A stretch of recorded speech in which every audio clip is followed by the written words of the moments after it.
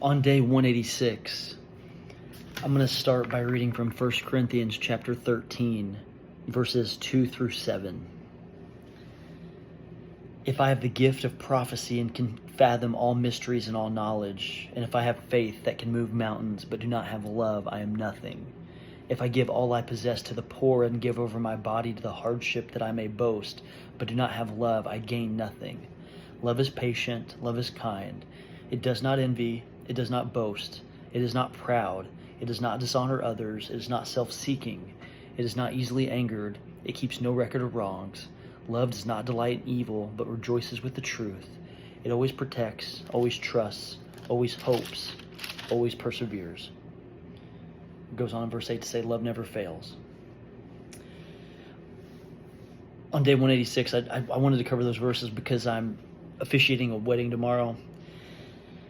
And anytime I have officiated the few weddings that I've done, I try not to grow numb to the fact, and I know these are common wedding readings, but try never to grow numb to the fact of what love truly depicts. As it says there in verse 2, it's like you can have the gift of prophecy and you can have all of this knowledge and be able to fathom all of the mysteries of the world. You can literally, it says you can move mountains. You can have faith that moves mountains. But if you don't have love, it says, I am nothing without love. And you can be very generous and give all you possess to the poor. But without love, you have nothing. You gain nothing. It's such a special moment, not only when you're able to unite two people in marriage and just the trajectory that sets for them in their life and the two becoming one is beautiful, but also just in the everyday acts of love and service that we give to others. It just reminds me of the fact that we are God's vessels, and it's so easy amidst our days to just stack your calendar with your priorities and checklists and things that you got to get done. You got this event on Tuesday and this event on Friday, and you're hustling and bustling.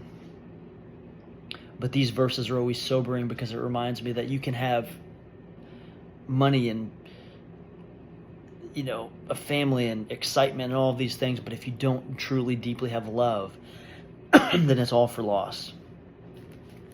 And then it goes on to really just depict what is love.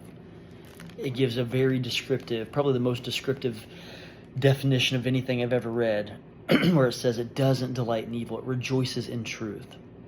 And love protects, it trusts, it hopes, it always perseveres. And then it lastly goes on to say that love never fails. I just want to strive to show that to the people that I encounter, and certainly my family. I think sometimes, and it says this in my application study Bible, but sometimes when we're irritated by others and we're angered by others, we don't always know why, but it says love is patient. And again, not all irritability stems from some selfish or sinful motive, but the irritable treatment of others is wrong.